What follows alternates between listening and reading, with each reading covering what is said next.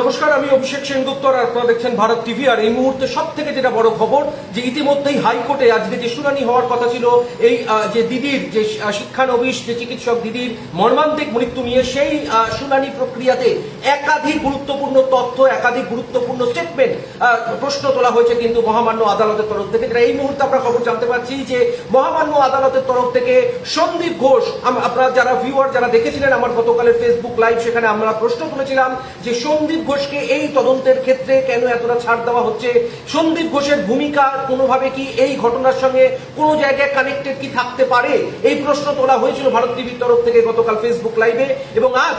অর্থাৎ মঙ্গলবার মহামান্য কলকাতা হাইকোর্টের তরফ থেকে সরাসরি রাজ্য সরকারের কাছে জানতে চাওয়া হয়েছে যে সন্দীপ ঘোষের যে নিয়োগপত্র, সেই নিয়োগপত্র কিন্তু আজ জমা দেওয়ার নির্দেশ দেওয়া হয়েছে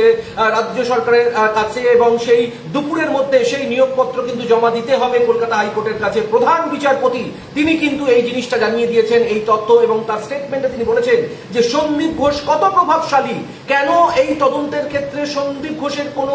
স্টেটমেন্ট নেওয়া হচ্ছে না তদন্তকারী আধিকারিকদের তরফ থেকে, এই পুরো বিষয়টা কিন্তু অত্যন্ত গুরুত্বপূর্ণ। গতকাল কেন, গত শুক্রবার থেকে যখন থেকে এই ঘটনা সামনে এসেছে সেই সময় থেকে কিন্তু একটা বড় অংশের কিন্তু দাবি উঠছিল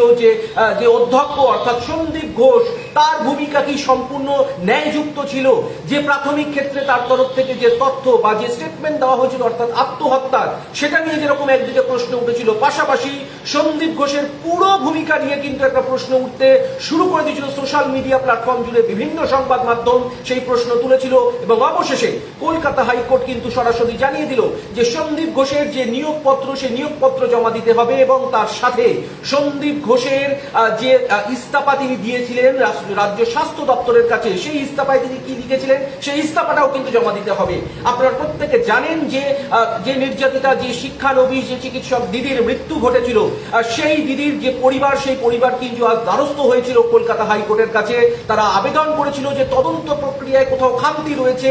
সেটা কোথাও গিয়ে একটা সাসপিশিয়াস কিছু ফিশি অ্যাক্টিভিটি রয়েছে, ফলে তদন্ত প্রক্রিয়া হাইকোর্টের নজরদারিতে করা হোক, এই আবেদন যখন জানানো হয় সকালবেলা, তার পরবর্তী সময় কলকাতা হাইকোর্টের তরফ থেকে একদিকে যেরকম সন্দীপ ঘোষ, অন্যদিকে কিন্তু রাজ্য সরকারের কাছে চেয়ে পাঠানো হয়েছে কেস ডায়েরি। অবশ্যই এই কেস ডায়েরি অত্যন্ত উল্লেখযোগ্য বিষয়, কারণ যে কোনো তদন্তের ক্ষেত্রে কেস ডায়েরিতে যে তদন্তের যে গতি প্রকৃতি সম্পর্কিত তথ্য উল্লেখ করা থাকে, যে স্টেটমেন্ট রেকর্ড করা থাকে, যে অ্যাকিউজকে ইন্টারোগেশন করে কি কি তথ্য উঠে এসছে, তার যাবতীয় কিন্তু তথ্য সেই কেস ডায়েরিতে নথিভুক্ত করা থাকে। সেই কেস ডায়েরি ইতিমধ্যেই চেয়ে পাঠিয়েছে কলকাতা হাইকোর্ট, দুপুর বেলার মধ্যে সেই কেস ডায়েরি জমা দিতে হবে। এবার এখানে প্রশ্ন উঠছে যে সন্দীপ ঘোষ, কলকাতা হাইকোর্টের তরফ থেকেও কিন্তু একই প্রশ্ন তোলা হলো যে কতটা উনি প্রভাবশালী, যে সেই ক্ষেত্রে দাঁড়িয়ে তার ইস্তফা দেওয়ার পরও সেই ইস্তফা পত্র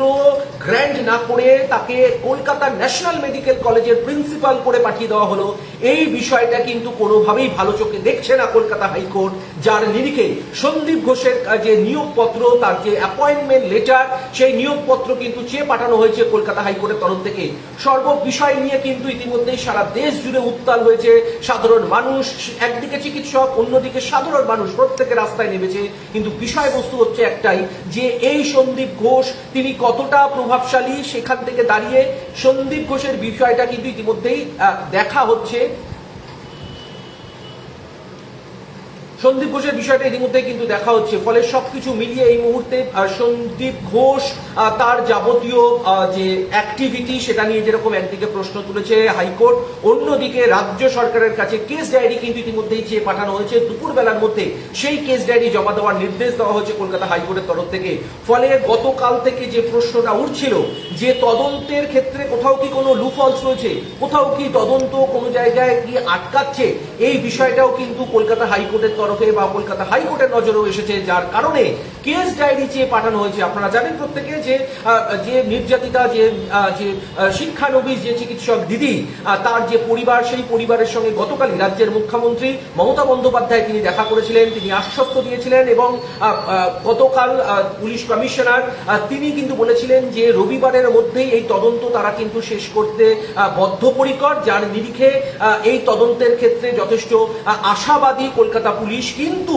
আজ সকালবেলায় আমরা দেখলাম যে সেই শিক্ষানবিশ চিকিৎসক দিদির, নিহত দিদির পরিবার দ্বারস্থ হয়েছিল কলকাতা হাইকোর্টের। তারা জানিয়েছেন কলকাতা হাইকোর্টে গিয়ে যে এই তদন্ত প্রক্রিয়ায় কোথাও কিছু লুফলস রয়েছে, তদন্ত প্রক্রিয়া সঠিকভাবে চলছে না, যার নিরিখে হাইকোর্টের নজরদারিতে অর্থাৎ আদালতের নজরদারিতে তদন্ত প্রক্রিয়া করা হোক এই আবেদন একদিকে যেখানে দেওয়া হয়েছে সেই আবেদন কিন্তু ইতিমধ্যে গ্রহণ করা হয়েছে। ইতিমধ্যেই কিন্তু কলকাতা হাইকোর্টের তরফ থেকে জানিয়ে দেওয়া হয়েছে যে এই পুরো ঘটনার পরিপ্রেক্ষিতে এই তদন্ত প্রক্রিয়ার যে কেস ডায়েরি, সে কেস ডায়েরি জমা দিতে হবে রাজ্যকে আজ দুপুরের মধ্যে। পাশাপাশি সন্দীপ ঘোষ, সেই সন্দীপ ঘোষের নিয়োগপত্র কিন্তু জমা দিতে হবে কলকাতা হাইকোর্টের কাছে। কেন সন্দীপ ঘোষকে এই তদন্তের ক্ষেত্রে কোনো স্টেটমেন্ট তার নেওয়া হচ্ছে না, কেন এতটা ছাড় দেওয়া হচ্ছে, এই পুরো বিষয়টা কিন্তু কলকাতা হাইকোর্টও জানতে চেয়েছে, যার নিরিখে প্রধান বিচারপতি কলকাতা হাইকোর্টের তিনি কিন্তু জানিয়ে দিয়েছেন রাজ্যকে যে আজ দুপুরের মধ্যে নিয়োগপত্র এবং পাশাপাশি যে কেস ডায়েরি তদন্তের, সেই তদন্তের কেস ডায়েরি কিন্তু জমা দিতে হবে, যেটা সব থেকে উল্লেখযোগ্য বিষয়। কারণ বারবার এই তদন্ত প্রক্রিয়া নিয়ে একদিকে সঞ্জয় রায়, তাকে গ্রেপ্তার করেছিল কলকাতা পুলিশ, তাকে জিজ্ঞাসাবাদ করা হচ্ছে, ফুল টার্ম পিসি অর্থাৎ 14 দিনের পিসি পিরিয়ডে পেয়েছেন, নিজেদের হেফাজতে পেয়েছেন তদন্তকারী আধিকারিকরা। কিন্তু একটা প্রশ্ন উঠছিল যে শুধু কি এই সঞ্জয় রায় তিনি কি শুধুমাত্র এটার সঙ্গে ইনভলভ, নাকি আরো ইনভলভমেন্ট রয়েছে? কারণ অন্তত ফরেন্সিক রিপোর্ট, পিএম রিপোর্ট, সেখানে যে দিকে কিন্তু নির্ণয় করা হচ্ছে, যেদিকে ইঙ্গিত করা হচ্ছে, সেখানে কিন্তু একজনের যে এই পুরো অ্যাক্টিভিটি সেটা কিন্তু কোনোভাবেই মানা সম্ভব হচ্ছে না। কারণ যেভাবে শরীরের বিভিন্ন জায়গায় ইনজুরি মার্ক রয়েছে, যেভাবে ক্ষতবিক্ষত করা হয়েছে বিভিন্ন জায়গায়, বেশ কিছু হাড় ভেঙে গিয়েছেন এই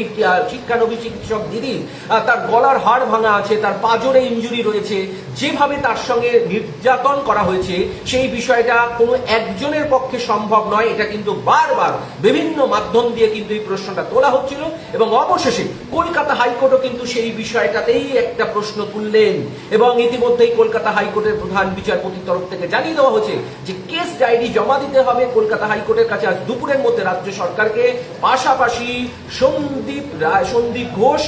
যাকে নিয়ে গতকাল থেকে বিতর্ক তৈরি হয়েছিল, আজ ইতিমধ্যেই যে ন্যাশনাল মেডিকেল কলেজ যেখানে তাকে স্থানান্তরিত করা হলো অ্যানাদার পোস্টিং করে, প্রিন্সিপালের পোস্টিং করে, সেই তার যে ঘর, সেই ঘরের বাইরে কিন্তু তালা ঝুলিয়ে দিয়েছে আন্দোলনকারীরা। ফলে এই জায়গায় দাঁড়িয়ে সেই সন্দীপ ঘোষের ভূমিকা কোথাও গিয়ে কলকাতা হাইকোর্টের কাছেও কিন্তু কিছুটা সাসপিশিয়াস মনে হচ্ছে, যার কারণে সন্দীপ ঘোষের নিয়োগপত্র কিন্তু চেয়ে পাঠিয়েছে কলকাতা হাইকোর্ট। সব মিলিয়ে গতকাল আমরা জানাচ্ছিলাম যে এই পুরো প্রক্রিয়াকরণের ক্ষেত্রে কেউ কি কোথাও আড়াল হচ্ছে, কোথাও গিয়ে তদন্ত প্রভাবিত হতে পারে, এই প্রশ্ন যখন আমরা তুলেছিলাম। পাশাপাশি আমরা প্রশ্ন তুলেছিলাম সন্দীপ ঘোষের ভূমিকা নিয়ে, যে প্রেমাইসিসে এই ঘটনা ঘটলো সেই প্রেমাইসিসের গুরু দায়িত্ব ছিল সন্দীপ ঘোষের ওপর। সেখানে রাতের অন্ধকারে একজন বহিরাগত কিভাবে ওই প্রেমাইসিসে যেতে পারে, যে প্রেমাইসিস একেবারে কনফিডেন্সিয়াল, শুধুমাত্র হাসপাতালের পরিকাঠামোর সঙ্গে যুক্ত চিকিৎসক বা হাসপাতালের অন্যান্য কর্মীদের জন্য বরাদ্দ থাকে ওই প্রেমাইসিসে যাওয়ার অ্যাক্সেস, সেখানে কি করে সঞ্জয় রায়ের মতন একজন সিভিক ভলেন্টিয়ার সেখানে প্রবেশ করতে পারলেন, এই প্রশ্নটা কিন্তু গতকাল আমরা তুলেছিলাম। পাশাপাশি আরজি কর হাসপাতালে নিরাপত্তার ব্যবস্থাপনা নিয়েও কিন্তু বিভিন্ন জায়গা থেকে একটা প্রশ্ন উঠছিল। ফলে এই জাতীয় সঞ্জয় রায়ের মতন লোকজন, তাদের এই এতটা বাড়বাড়ন্ত কিভাবে সম্ভব, কিভাবে একটা সরকারি হাসপাতাল, যে আরজি কর হাসপাতাল অত্যন্ত গুরুত্বপূর্ণ হাসপাতাল, যেখানে বহু দূর দূরান্তে মানুষ আসে, তারা উপকার পায়, তারা পরিষেবা পায়, যে পরিষেবা নিয়ে তারা বাড়ি ফেরে, এই জাতীয় হাসপাতালের প্রিমাইসিসে একজন শিক্ষানবিশ চিকিৎসকের দিদির এই জাতীয় ঘটনা ঘটতে হলো, সেটা অত্যন্ত মর্মান্তিক। যে পরিপ্রেক্ষিতে কলকাতা হাইকোর্টের দ্বারস্থ হয়েছিলেন এই শিক্ষানবিশ চিকিৎসক দিদির পরিবার আজ অর্থাৎ মঙ্গলবার, এবং সেই দ্বারস্থ হওয়ার পরিপ্রেক্ষিতে যে বিষয়টা ছিল যে কোথাও গিয়ে তদন্তে তারা মনে করছিলেন তারা সঠিকভাবে তদন্ত হচ্ছে না, এই আবেদন তারা যখন জানায় তার পরবর্তী সময় আমরা দেখলাম কিছু সময় আগেই কলকাতা হাইকোর্টের তরফ থেকে জানিয়ে দেওয়া হলো রাজ্য সরকারকে যে এর যে কেস ডায়েরি, সেই কেস ডায়েরি জমা দিতে হবে। পাশাপাশি সন্দীপ ঘোষ তার যে নিয়োগপত্র, সেই নিয়োগপত্র জমা দিতে হবে। এবং প্রশ্ন তোলা হয়েছে কলকাতা হাইকোর্টের তরফ থেকে অবশ্যই, যেটা অত্যন্ত গুরুত্বপূর্ণ, যে এই সন্দীপ ঘোষ কতটা প্রভাবশালী, কেন তদন্তের ক্ষেত্রে এখনো সন্দীপ ঘোষের কোনো স্টেটমেন্ট নেওয়া হলো না, সন্দীপ ঘোষের তরফ থেকে কোনো কি তথ্য জমা দেওয়া হয়েছে, এই যাবতীয় প্রশ্ন কিন্তু তোলা হয়েছে, যার নিরিখে কলকাতা হাইকোর্টের প্রধান বিচারপতির কাছে যে দ্বারস্থ হয়েছিলেন শিক্ষানবিশ চিকিৎসক দিদির পরিবারেরা, সেই হাইকোর্টের প্রধান বিচারপতির তরফ থেকে জানিয়ে দেওয়া হলো আজ দুপুরের মধ্যে একদিকে রাজ্য সরকারকে জমা দিতে হবে কেস ডায়েরি, অন্যদিকে নিয়োগপত্র, সন্দীপ ঘোষের নিয়োগপত্র কিন্তু চেয়ে পাঠালো কলকাতা হাইকোর্ট। এই যাবতীয় বিষয়বস্তু অত্যন্ত গুরুত্বপূর্ণ। আমরা জানি যে আগামীকাল অর্থাৎ 14ই আগস্ট রাত ঠিক 11টার সময় সারা কলকাতা জুড়ে কিন্তু মহিলারা রাস্তায় নামছে, শুধু মহিলারা নয়, সাথে সাথে পুরুষরাও থাকবে, এবং যে অধিকার অর্থাৎ ন্যায় বিচারের অধিকার, সেই ন্যায় বিচারের অধিকার নিয়ে কিন্তু রাস্তায় নামছেন বিভিন্ন সামাজিক স্তরের মানুষজনেরা। ফলে এই জাতীয় ঘটনা কোনোভাবেই কাঙ্ক্ষিত নয়, এবং সেই কাঙ্ক্ষিত না হওয়ার নিরিখে আমরা জানি যে গতকাল থেকেই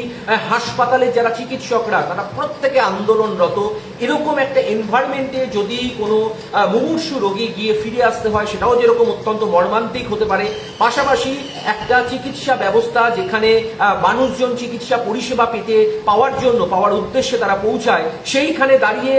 একজন শিক্ষানবিশ চিকিৎসক দিদির এই জাতীয় মর্মান্তিক ঘটনা কোনোভাবে কলকাতা হাইকোর্টও কিন্তু দেখেননি। কোথাও গিয়ে কলকাতা হাইকোর্টের প্রধান বিচারপতির কাছেও এই বিষয়টা অত্যন্ত নাড়া দিয়ে গিয়েছে, যার কারণে রাজ্য সরকারের কাছে চেয়ে পাঠানো হলো কেস ডায়েরি। এই কেস ডায়েরি অত্যন্ত গুরুত্বপূর্ণ হতে চলেছে তদন্তের ক্ষেত্রে, কারণ এখনো পর্যন্ত আমরা জানি যে গত শুক্রবারের ঘটনার পর 24 ঘন্টার মধ্যে সঞ্জয় রায়কে গ্রেপ্তার করেছিল কলকাতা পুলিশ। প্রাথমিকভাবে ইন্টারোগেশন, ডিটেন দেন, তারপর তাকে নিজেদের হেফাজতে নেওয়া হয়, গ্রেপ্তার করা হয়, এবং সেই যাবতীয় তদন্ত প্রক্রিয়া এখনো পর্যন্ত যে চলছে, তার যে কেস ডায়েরি, সেই কেস ডায়েরি কিন্তু ইতিমধ্যেই চেয়ে পাঠিয়েছে তদন্তকারী আধিকারিকদের তরফ থেকে, বা তদন্তকারী আধিকারিকদের কাছে রাজ্য সরকারের কাছ থেকে চেয়ে পাঠিয়েছে এই কেস ডায়েরি মহামান্য বিচারপতি, মহামান্য আদালত, কলকাতা হাইকোর্টের প্রধান বিচারপতি। পাশাপাশি সন্দীপ ঘোষ, আরো একবার জানিয়ে রাখি যারা এই মুহূর্তে আমার ফেসবুক লাইভে কানেক্ট হচ্ছেন, যে সমস্ত ভিউয়ার্সরা, অত্যন্ত দুটি গুরুত্বপূর্ণ আজকে পদক্ষেপ হয়েছে কলকাতা হাইকোর্টের তরফ থেকে। একদিকে এই শিক্ষানবিশ চিকিৎসক দিদির যে মৃত্যু,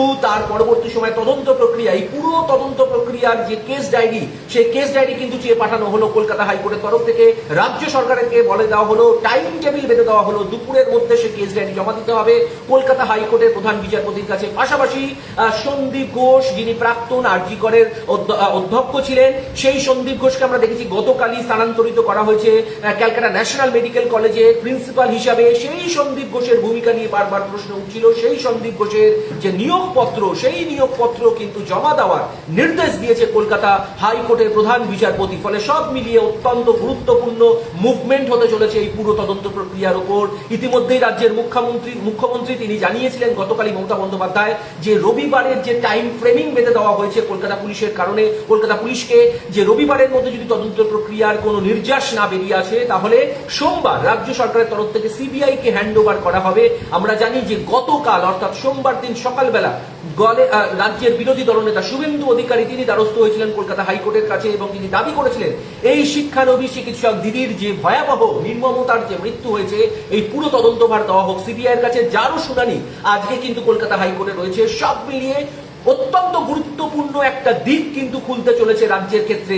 মানুষের প্রশ্ন, সাধারণ মানুষ, কমন ম্যান, তাদের প্রশ্ন উঠছে তদন্ত প্রক্রিয়া নিয়ে, কাকে লোকানো হচ্ছে, কত প্রভাবশালী সেই মানুষজন, এই বিষয় নিয়ে যেখানে প্রশ্ন উঠছে, সেই প্রশ্নের এনভায়রনমেন্টে রাজ্য সরকারের কাছে নিয়োগপত্র চাওয়া হলো সন্দীপ ঘোষের, এবং পাশাপাশি এই শিক্ষানবিশ চিকিৎসক যে দিদির মৃত্যু, সেই যে তদন্ত করা হচ্ছে কলকাতা পুলিশের তরফ থেকে এসআইটি গঠন করে, সেই এসআইটির যে কেস ডায়েরি, সেই কেস ডায়েরি আজ দুপুরের মধ্যে জমা দেওয়ার নির্দেশ দিল কলকাতা হাইকোর্ট। এবং এই পুরো বিষয়টার আপডেটে কিন্তু আমরা থাকছি ভারত টিভি। যাবতীয় যা গুরুত্বপূর্ণ তথ্য আপনাদের সামনে অবশ্যই তুলে ধরা হবে যত দ্রুততার সাথে, এবং পুঙ্খানুপুঙ্খ তথ্যে কোথাও যেন কোনো মিসিং লিঙ্ক না থাকে, কোথাও এরকম যেন বিষয়বস্তু সামনে না আসে যে কোনো এক পক্ষকে নিয়ে চলা হচ্ছে। আমরাও চাই এই শিক্ষানবিশ চিকিৎসক দিদির অরিজিনাল যে জাস্টিস, সেই জাস্টিস, তার পরিবার যে মর্মমতার মধ্যে দিয়ে, যে ভয়াবহতার মধ্যে দিয়ে এই মুহূর্তে দিন কাটাচ্ছে, যে বেদনার মধ্যে দিয়ে তার মা এবং বাবাকে দিন কাটাতে হচ্ছে, তার অ্যাকচুয়াল একটা জাস্টিস তারা পাক, এবং যাতে আগামী দিনে সমস্ত তরুণ প্রজন্ম তারা যেন কোথাও গিয়ে ভীত সশস্ত্র না হয়, তাদের যেন এই এক্সপিরিয়েন্স কখনো মাথায় না থাকে যে এই 2024 সালে শিক্ষানবিশ চিকিৎসক যে দিদির যে ভয়াবহ তার মৃত্যু হতে হলো, মৃত্যুর মুখে তিনি ঢলে পড়লেন, এই যেন পুরো এনভায়রনমেন্টটা পরিবর্তন হয়, এই উদ্দেশ্য কিন্তু আমার আপনার প্রত্যেকের, এবং আমরা একটাই চাই যে সঠিক জাস্টিস হোক। যারা যারা এই ঘটনার সঙ্গে যুক্ত তাদেরকে সম্পূর্ণরূপে কঠিন থেকে কঠোরতর তাদেরকে যেন শাস্তি দেওয়া হোক। সবাই ভালো থাকবেন। নমস্কার, আমি অভিষেক সেনগুপ্ত। আপনারা এতক্ষণ দেখছিলেন ভারত টিভি। এর পরবর্তী সময়ে যাবতীয় আপডেট নিয়ে আর কিছু সময়ের মধ্যেই আপনাদের কাছে ফিরছি।